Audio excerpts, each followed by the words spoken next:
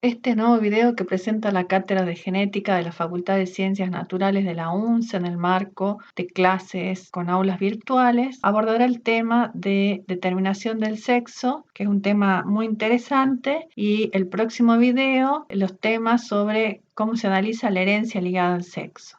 Mecanismos de determinación del sexo, que según la bibliografía podemos reconocer dos mecanismos: no cromosómicos y cromosómicos. Dentro de los mecanismos no cromosómicos, el ambiente en general es un factor que influye en muchas especies. Por ejemplo, en este caso de este molusco, Lapa crepidula, que presenta en sus estadios de vida dos formas de vida. En estado de larva es nadador y luego en la etapa adulta es un organismo sésil y viven en colonias. El primer organismo que reconoce un sitio adecuado para desarrollar la colonia, que se instala en ese lugar, va a diferenciarse como una hembra. Y sobre esa hembra se van a ubicar los siguientes organismos. El que le sigue a esa hembra va a diferenciarse como macho, sobre ese macho se ubica otro organismo y se va a diferenciar como hembra, y así sucesivamente. Entonces van a asegurar en la colonia una relación de 1 a 1 de ambos sexos. Otro factor ambiental interesante que interviene en la determinación del sexo es la temperatura. En este gráfico nosotros podemos reconocer distintas formas de determinación del sexo en diferentes grupos de vertebrados. Tenemos los 5 grupos de vertebrados, tenemos los mamíferos, los reptiles, los anfibios, los peces y las aves. Como recién decíamos, la temperatura es un factor que influye en la determinación del sexo en algunas clases de vertebrados, como en reptiles y en peces. En el caso de los mamíferos, el sistema que determina el sexo ya es un sistema cromosómico, y el sistema que determina el sexo en los mamíferos se conoce como sistema XY, que también es el sistema que presenta Drosophila. La base de cómo funciona el sistema es distinto. En Drosophila depende de la relación que hay entre el número de pares de autosomas y el número de cromosomas sexuales. Pero a nosotros nos va a interesar que las hembras son XX y los machos son XY, igual que en el caso de los mamíferos. Otro sistema cromosómico para determinar el sexo es el que encontramos en las aves, que se conoce como sistema ZW. La diferencia que hay es que en este caso los machos son ZZ, o sea, tienen 2 cromosomas idénticos, y las hembras son las que tienen cromosomas distintos entre ellos. Y otro sistema de determinación del sexo también cromosómico lo encontramos en algunos insectos como los ortóptera. Esta es una langosta que vive en mi casa,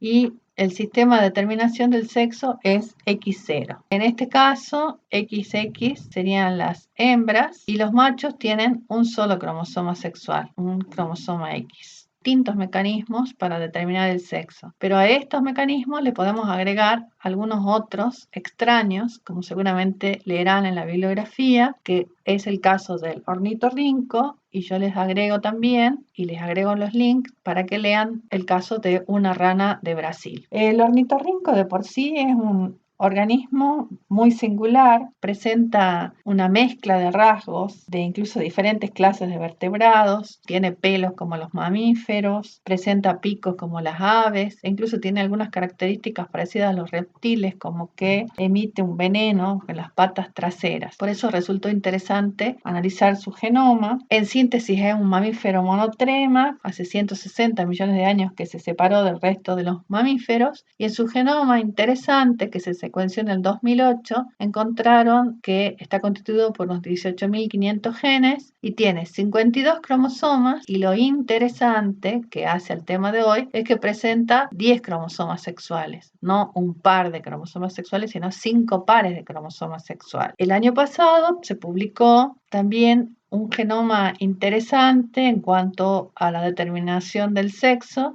que es el de esta rana de Brasil.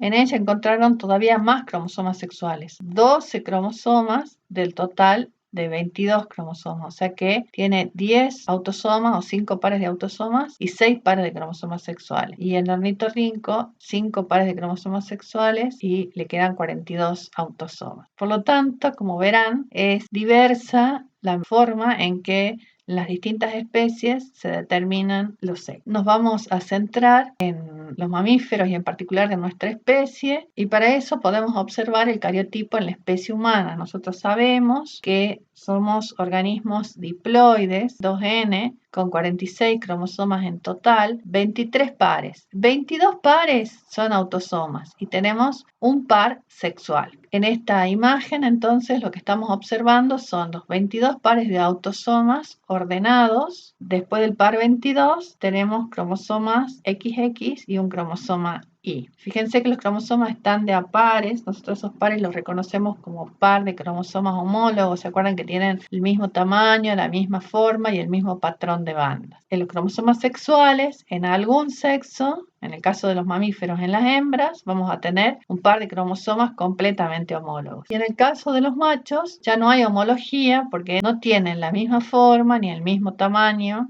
y por lo tanto tampoco el mismo patrón de bandeo. ¿En qué se diferencian? Acá estamos observando una imagen de un microscopio de barrido electrónico. Vemos el cromosoma Y mucho más pequeño y el cromosoma X. El cromosoma Y sería un cromosoma derivado del cromosoma X que se fue modificando, y dentro de esas modificaciones se destaca el hecho de que perdió genes. El cromosoma Y tiene un 10% más o menos de genes con respecto al cromosoma X. Como ven, dice que en el X hay 1100 genes y en el cromosoma Y 160 genes, muchos menos. La mayor parte de los genes que tenemos en el cromosoma Y están asociados a la fertilidad y a la determinación de la masculinidad o la determinación del sexo. Esa determinación del sexo está dada por una región que se encuentra en el cromosoma Y, es decir, que en los mamíferos el sexo de la descendencia depende del aporte que realice el cromosoma Y. Decíamos que no son homólogos, presentan una región parcial de homología, que son estas pintadas en rojo, y por eso se las conoce como regiones pseudoautosómicas, y les decía que el cromosoma Y, en una región próxima a esa región pseudoautosómica, presenta un gen que se conoce como gen SRY o región Y determinante del sexo, que si está presente va a hacer que el embrión, cuando se desarrolle, sea un macho o un varón si estamos hablando de la especie humana. Esto es todo en cuanto a determinación del sexo. Espero haberles sido útil. Gracias.